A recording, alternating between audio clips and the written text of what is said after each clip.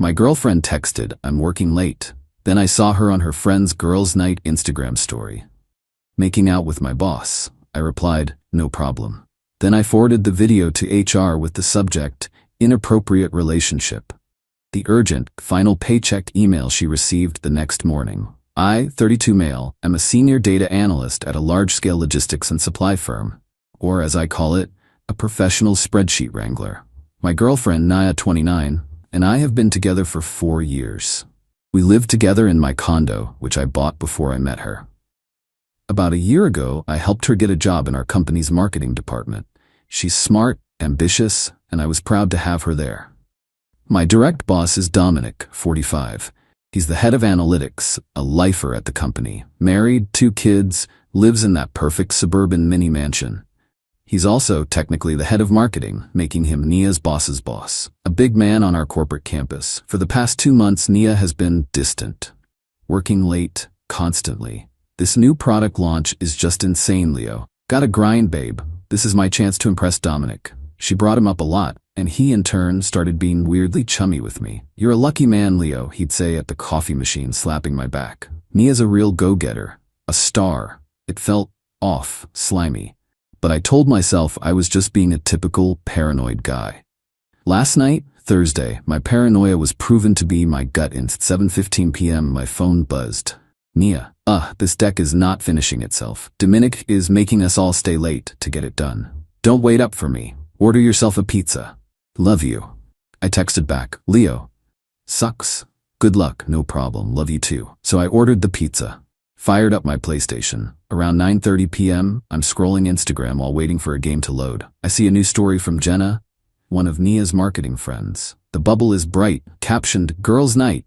I tapped it. Loud music, clinking glasses, a bar I didn't recognize. Jenna is giggling, filming herself and another friend. "Woo, Thursday is the new Friday." My stomach clenched. "Working late?" I tapped to the next segment of her story. It was a 10-second video. Jenna must have been panning the room, and she panned right into a dark, curved booth where Nia was, and she was not with her girlfriends. She had her hands in a man's hair, and they were, in no uncertain terms, making out, swallowing each other's faces. The man, of course, was Dominic, my boss, her boss's boss. The video was so clear, unmistakable, I felt nothing, just pure, cold, Arctic ice. The betrayal wasn't a hot rage of the chemical reaction. It was instant, chilling clarity. She didn't just cheat, she lied repeatedly for months. She cheated with my married boss, the man who signs off on my vacation days, the man who does my performance reviews. She wasn't just my girlfriend, she was a massive, walking, talking HR violation. I screen recorded the video, saved it, emailed it to my personal email, backed it up to my private cloud drive. Then I pulled out my phone and texted Nia back, just 2 words. "Leo, no problem. I know, I'd already said it, this was different. This was confirmation. This was the "okay, I get it" text. The title says I replied this, and I'm sticking to it. It was my final, cold as hell reply after I knew. Then I opened my work laptop. I logged into my corporate email. I pulled up the employee handbook. Section 4.1a, Fraternization and Conflicts of Interest. Relationships between a manager and any subordinate in their direct or indirect chain of command are strictly prohibited, as they create an inherent power dynamic, potential for favoritism, and a hostile work environment for others. Oh, they nailed that part. I composed a new email. To Brenda Steve, Chief Legal Counsel. BCC, my personal email. Urgent. Inappropriate relationship, Sec 4.1a, and hostile work environment. Dear Brenda and Stephen, it is with extreme regret that I must report a serious breach of company policy. I have just received indisputable time-stamped video evidence of an inappropriate personal relationship between my direct supervisor, Dominic, and my partner, Mia, a marketing coordinator. As you know, Dominic is the head of department for both analytics and marketing, placing Nia in his indirect and my direct chain of command. This relationship and their subsequent dishonesty about working late, see attached text from Nia, creates an untenable conflict of interest, a hostile work environment for me personally, and calls into question all recent professional judgments, including my own performance reviews and any of Nia's recent project advancements. The attached video was taken at 9:28 p.m. tonight. I am deeply concerned about my professional standing and the clear potential for retaliation from Dominic. Please advise on next steps. I will be working from home tomorrow, Friday, pending your guidance. Sincerely, Leo, Senior Data Analyst. I hit attach. Uploaded the 10-second screen recording. I read the email one more time, clicked send. The time was 9:54 p.m. I turned off my PlayStation. The pizza didn't taste like anything. I didn't sleep. This morning, 8:01 a.m., an email from Brenda, subject, re-urgent. Leo, thank you for bringing this to our attention. We are treating this with the utmost seriousness. Your discretion is appreciated. Please do work from home. I will call you at 10 a.m. Please be available. I spent the next 2 hours drinking black coffee. My hands were shaking. At 9:45 a.m., my personal phone exploded. 12 missed calls from Nia. 3 missed calls from Dominic. A stream of texts. Nia, Leo, what did you do? They shut off my laptop access. My email is gone. Call me. Leo, they just called me. They fired me. Dominic, Leo, call me. We need to talk. This is a misunderstanding. You ruined my life. The doorbell started ringing, over and over. I looked through the peephole. It was Nia, hysterical. Pounding on the door. My work phone rang. It was Brenda from HR. Leo, are you in a quiet place? Yes, I said, as Nia screamed my name from the hallway. Yes, I am. Leo, after a brief but conclusive investigation, both Dominic last name and Nia last name have been terminated from the company, effective immediately. Their actions were a flagrant zero-tolerance violation of our code of conduct. We are appalled at the breach of trust, especially from a senior manager. As she's saying this, Nia is still screaming. Leo, I know you're in there, you bastard. Open this door. Brenda, I said, my voice steady. I have to let you go. The now ex-employee is currently outside my apartment. Oh dear? Do you need security? No, Brenda, I think I can handle this. I hung up. I walked to the door. I looked at my phone. Nia had just forwarded me an email, the one she received at 9:35 a.m. Subject, urgent. Final paycheck, employment termination. Dear Nia, this email is to confirm that, following an investigation into a serious breach of company policy, your employment with company name is terminated, effective immediately. I opened the door. She was a mess. Mascara everywhere, her working late outfit from last night rumpled. You, she sobbed, you ruined me. No, Nia, I said, my voice cold. You ruined yourself. You lied and you cheated with my boss. That was inefficient. It was a mistake, she shrieked. It just happened. You didn't have to get me fired. Dominic he was going to promote me. I'm sure he was. You have 1 hour to pack a bag, get your essentials. What are you talking about? I live here. No, I said, leaning against the doorframe. You've been a guest for 2 years, and your visit is officially over. Get your stuff. Update 1. It's been a week. My life has been a legal drama I never auditioned for. First, the fallout from the purge, as my work friends are calling it. Telling Nia to pack was just the opening act. Nia, you can't throw me out. I have rights. I'll call the police. Go ahead. Tell them your boyfriend who owns the condo is kicking you out because you cheated on him with his boss and you're both unemployed. See how that goes. She didn't call the cops. She called her mother. I stood there, arms crossed, as she had a hysterical screaming conversation. Mom, he's kicking me out. Because of a misunderstanding at work. Yes, he got me fired. No, I don't have any money. It was pathetic. She packed a suitcase, all the while sobbing and throwing things. You'll regret this, Leo. You're a monster. I'm a data analyst, Nia. I just presented the facts. You drew the wrong conclusion. She left, slamming the door so hard my Starry Night print fell off the wall. Good riddance. Now, the real entitlement. The company is in chaos.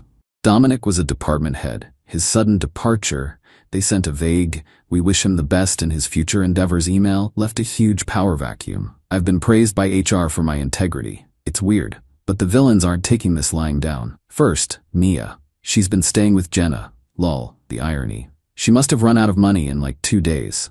She sent me a barrage of texts. Nia, I can't pay my car note. This is your fault. Nia, I need $5,000 now, or I'm telling everyone you were abusive. It's compensation for my job and my emotional distress.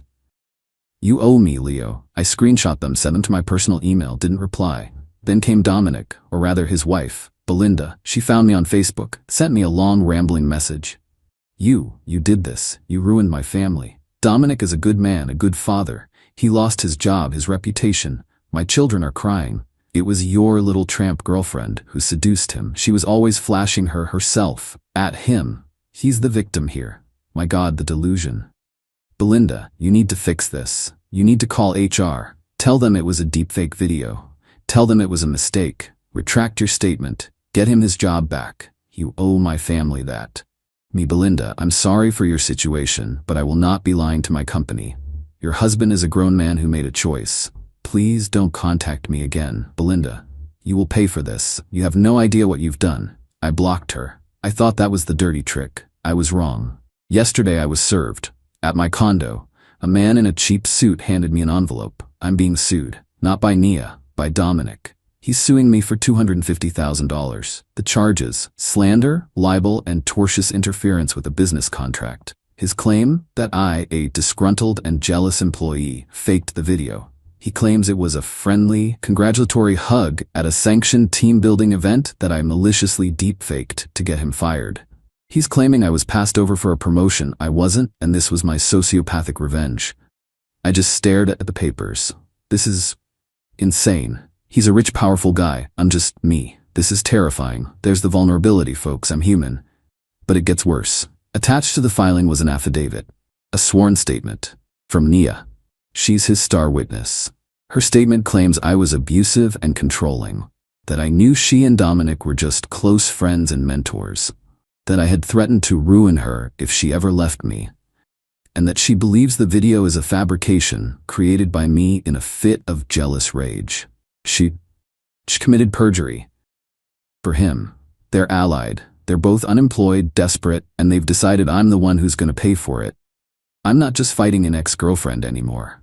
I'm fighting my wealthy, connected ex-boss who has teamed up with my ex-girlfriend to ruin me. I called a lawyer immediately. This is way above my pay grade. Final update.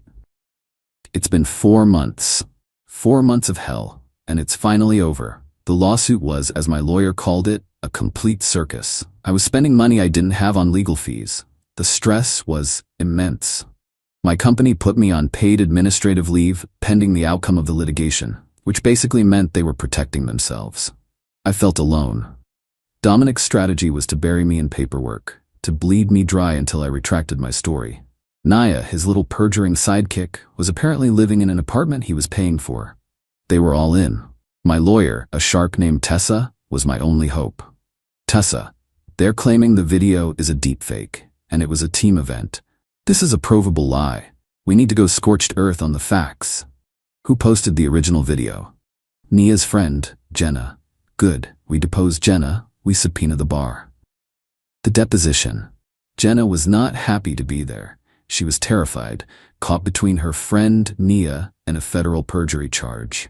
Dominic's. Miss Jenna's last name, you were at a company-sanctioned team-building event on the night of date, correct? What? No, it was a girls' night at the Crimson Lounge. And Mr. was there as a chaperone? A manager? A chaperone? No. He met us there. Nia invited him. She said he wanted to celebrate the campaign's launch. Jenna, did you at any time alter, edit, or deepfake the video you posted to your Instagram story? No. God, no. I don't even know how. I was dancing, I panned my camera, and I caught them. I didn't even realize what I'd caught until Leo texted me, WTF? I deleted it right away. So the video is 100% real. That is your sworn testimony. Looks at Nia, who is sitting in the corner. Yes, it's real. Nia put her head in her hands. The revenge, that was good. But this was the kill shot. Your Honor, Dominic and Nia's entire claim rests on this being a friendly hug at a team event. We have proven it was not a team event. Now let's talk about the friendly part. Tessa produced our subpoenas. First, Jenna's other Instagram posts. She had a close friend's story. I'd forgotten about it. But Jenna, under threat of perjury, gave it to us. It was a video from earlier that night. Jenna, slurring slightly, "When the boss buys you, Dom. Woo. Thanks, Dominic." She pans to Dominic, who raises a glass of champagne and winks at the camera. Dominic's face went white. But that's not all. Tessa. And finally, Your Honor, we have the itemized Time-stamped receipt from the Crimson Lounge for Mr. Dominic's tab. She put it on the projector. 2 bottles of Dom Perignon. $800. 6 espresso martinis. 4 whiskey sours. Total, $1,142.50. Paid for at 9:45 p.m. By Dom X. He didn't just cheat. He didn't just lie. He didn't just commit perjury. He bought $1,100 of champagne and cocktails for his subordinates on a non-work night on the company card. The consequences, it was over. Dominic's lawyer, seeing his client had just admitted to corporate card fraud on top of perjury, immediately motioned for a recess. The lawsuit against me was dropped within the hour. Tessa, my beautiful shark, immediately filed a countersuit for malicious prosecution, defamation, and full recovery of my legal fees. Dominic, facing a new investigation from our company for fraud, they were not happy, and criminal charges for perjury settled so fast it made my head spin. He had to pay my entire legal bill, $38,200, and an additional $20,000 for damages, which I happily accepted. Belinda, his wife, who had been sitting in the back of the courtroom, heard all of it. The champagne, the thanks Dominic wink, the perjury. She filed for divorce the next day. He's losing his mini-mansion. He's lost his career. He's blacklisted in our industry now. He's lost his family. Naya? She's the real tragedy. She's guilty of perjury. She's unemployable. Jenna and her entire friend group cut her off for lying and dragging them into a lawsuit. Dominic, as part of his divorce, can't support her anymore. Last I heard, she was working as a waitress at a chain restaurant, living with her mom. She tried to text me from a new number. Nia, I'm sorry. I know I messed up. He manipulated me.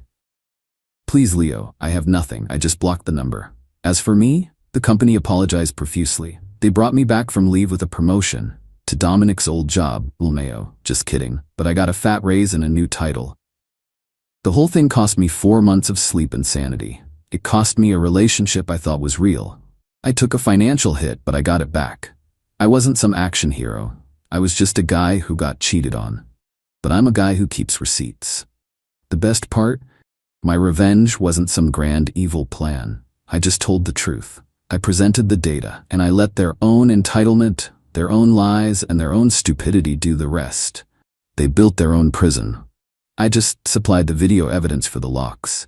I'm taking a long vacation, somewhere with no cell service. My girlfriend posted, "Why do men always ruin good relationships?" After I caught her texting her ex at 2 a.m., I didn't argue. I just shared the screenshots in the comments. When her friends started unfollowing her and her ex's girlfriend showed up at her door. Original post 29 male, was with Jessica, 27, for almost 3 years. Thought we had something solid. Lived together in my condo for the past year and a half. Everything seemed good until last Tuesday night. Couldn't sleep, went to get water around 2 a.m. Jessica's phone was lighting up on the nightstand. Not trying to snoop, but when it's buzzing every 5 seconds, you notice. The preview showed Nate sending messages. Nate is her ex from college. The one she told me was completely out of the picture and basically dead to her. I picked up her phone. She uses facial recognition, but also has a passcode I knew, her birthday backwards. Classic Jessica, terrible at passwords. What I found, Nate, can't stop thinking about last weekend. Stop it, you know I have a BF. Didn't stop you Saturday night. That was a mistake, but God, it was good.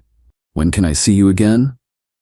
Soon, just need to figure out how to end things with Ryan. There were photos, nothing explicit, but definitely them together at what looked like a hotel bar. Her wearing the dress she said she wore to her work conference last weekend. I screenshot everything, sent it all to my email, put her phone back, went back to bed. She rolled over, kissed my cheek. Love you, babe. Love you too, I said, and went to sleep. Wednesday morning, acted completely normal. Made her coffee, kissed her goodbye when she left for work. She had no idea. Around 11 a.m., she posted on Facebook, "Why do men always have to ruin good relationships? Like we have something perfect and they always find a way to mess it up with their insecurity and jealousy. So exhausting." Her friends immediately started commenting, "Men are trash. You deserve better, hun." What did Ryan do now? I waited exactly 5 minutes, then commented with the screenshots. All of them. The texts, the photos, the timestamps showing 2 a.m. conversations with Nate. My caption: "You're right. Some men do ruin relationships, like Nate ruined his by texting you. Here's why I'm insecure, babe." The comment section exploded. Update 1. Within 10 minutes, Jessica was calling me. Ignored it. She called 23 times in an hour. Then the text started: "Take it down now. This is private. You have no right. Please, Ryan, we need to talk. You're humiliating me. It wasn't what it looks like. Answer your phone. I'm coming home." I was already packing her stuff. Not dramatically throwing things in garbage bags.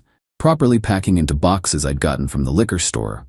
Her clothes, her jewelry, her stupid collection of Funko Pops. But here's where it gets interesting. Remember how Jessica said Nate was single? Yeah, about that. One of the comments on her post was from someone named Brittany. "Jessica, what the hell?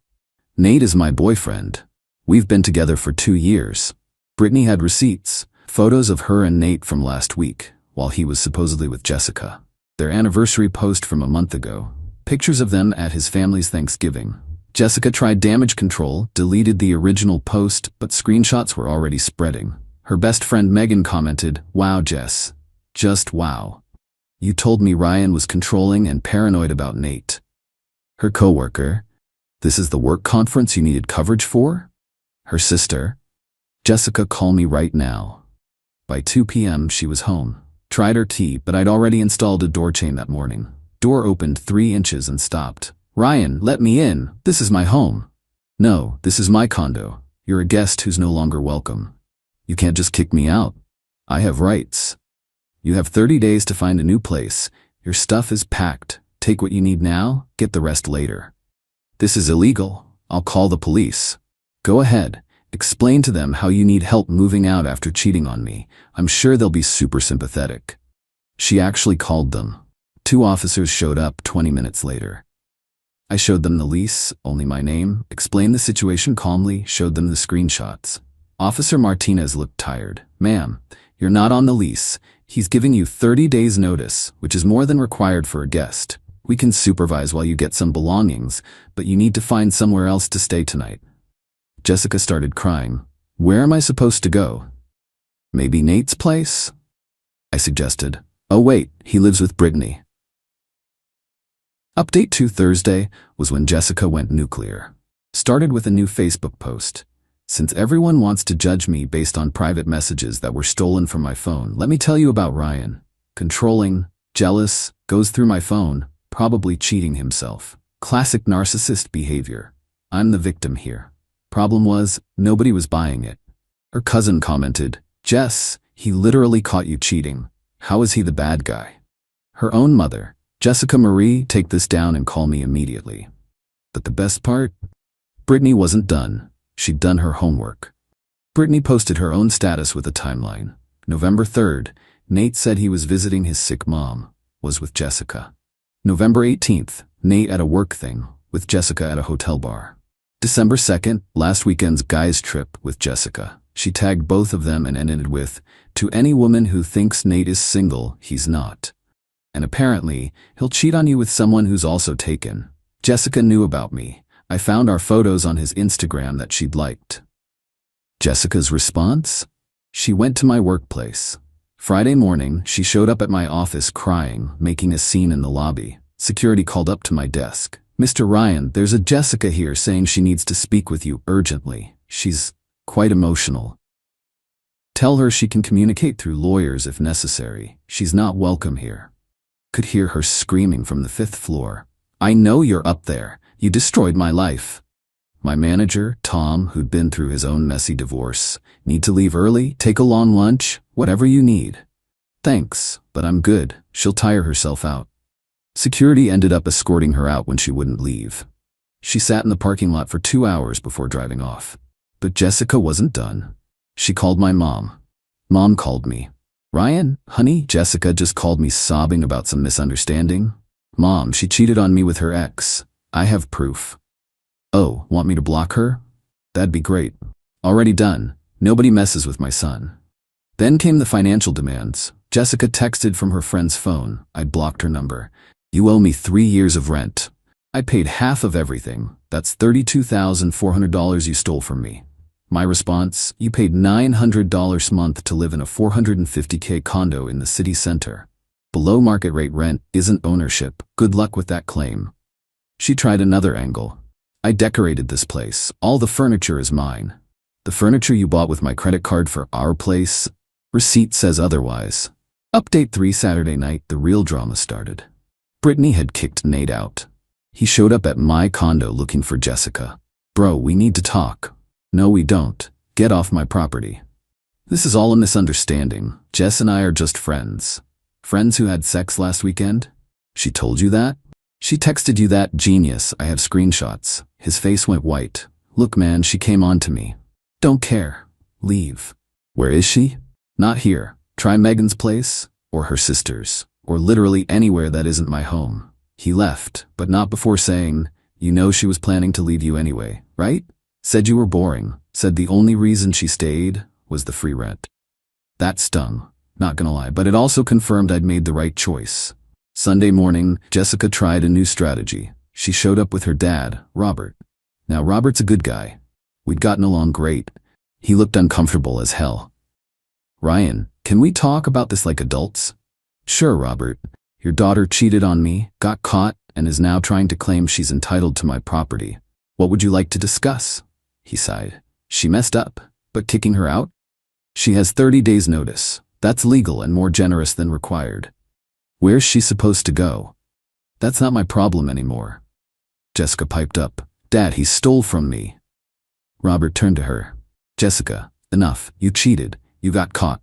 These are consequences.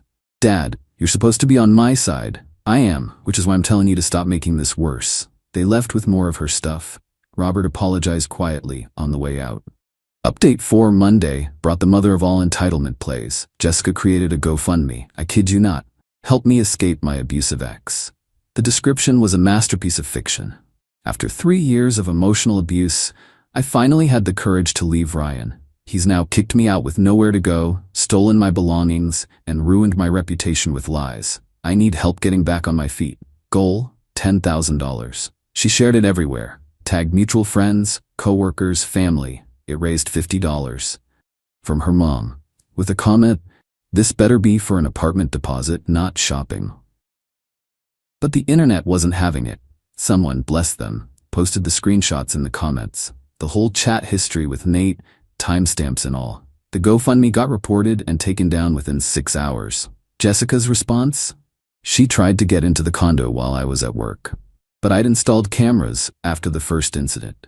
Got an alert on my phone. Watched her trying different keys, then attempting to jimmy the sliding door. Called the cops. They arrived while she was still there. Same tired Officer Martinez. Ma'am, we talked about this. You can't break into his home. It's my home too. Your name on the deed? The lease? Any bills? No, but then it's not your home. This is attempted breaking and entering. They didn't arrest her, but she got a formal warning. One more attempt, and it would be criminal charges. Tuesday, Brittany reached out to me directly. Hey, weird question, but did Jessica ever mention other guys? I'm trying to figure out how long Nate's been cheating. We compared notes. Turns out, Jessica had been texting at least 2 other guys. One was a coworker named Dennis who thought they were getting serious.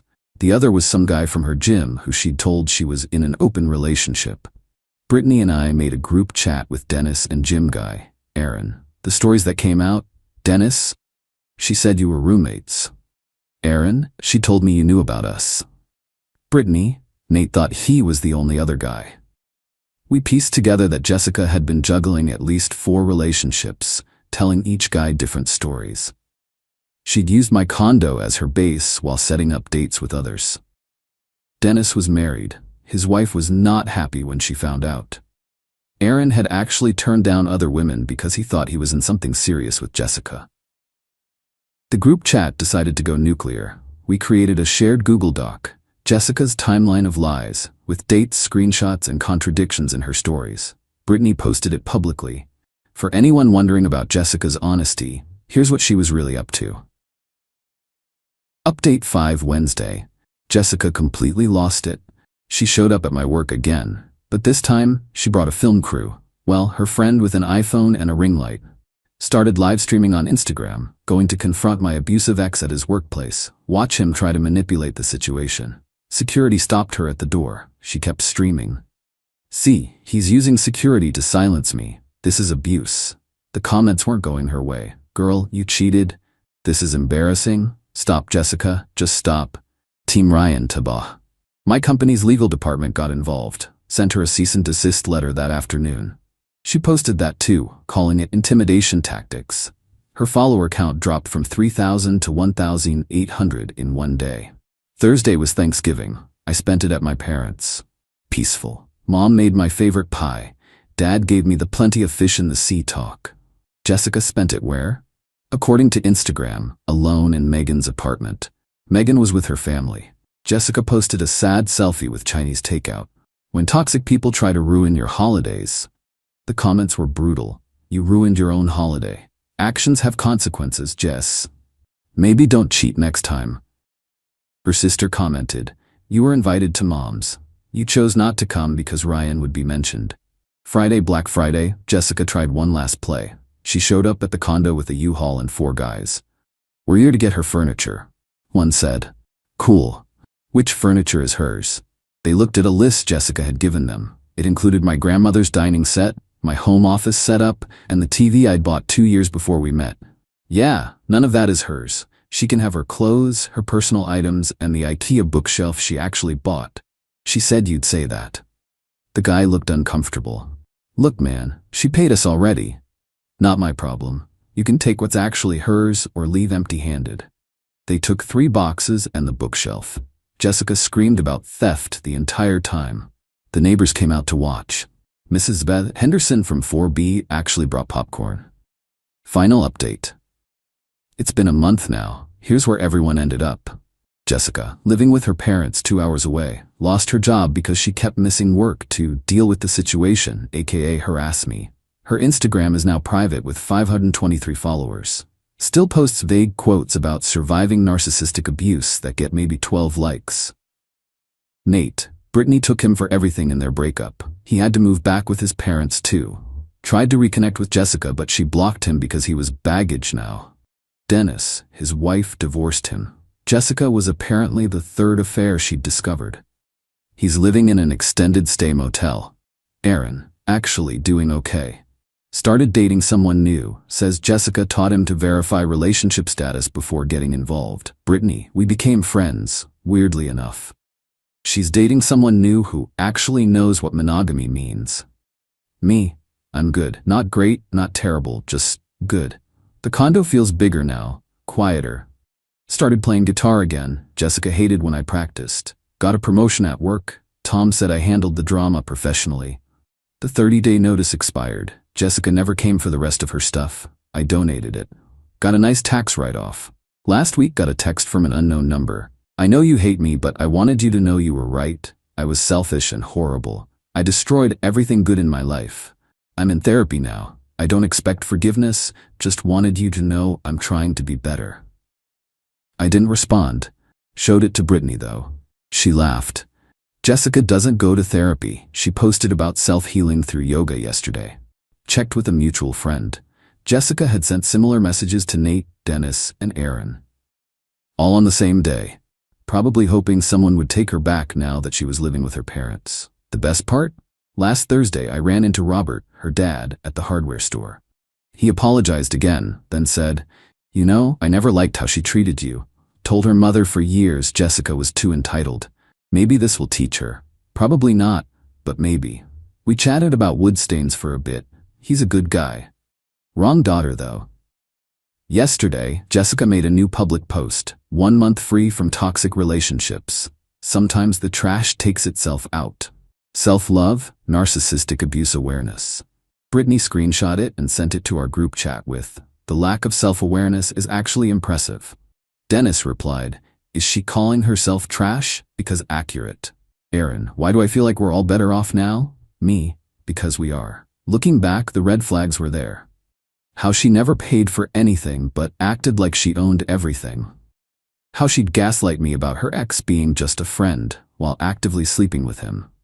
How she'd post about our perfect relationship while texting 3 other guys. The entitlement to think she could cheat, get caught, and then play victim? That's next level. But here's what I learned. When someone shows you who they are, believe them. When they try to make you the villain in their story, let the receipts speak for themselves. And when they post, "Why do men always ruin good relationships?" while secretly sexting their ex at 2 a.m.? Well, screenshot everything. Oh, an update. Nate just posted that he's in a new relationship with some girl named Sophia. Brittany found out Sophia is married. Some people never learn. But that's not my problem anymore. I've got a guitar to practice and a quiet condo to enjoy. Peace out, Reddit. Thanks for following this disaster. Edit. To everyone asking, yes, I changed the locks. Yes, I kept all the screenshots backed up in 3 places. And no, I don't regret putting them in the comments. Play stupid games, win stupid prizes.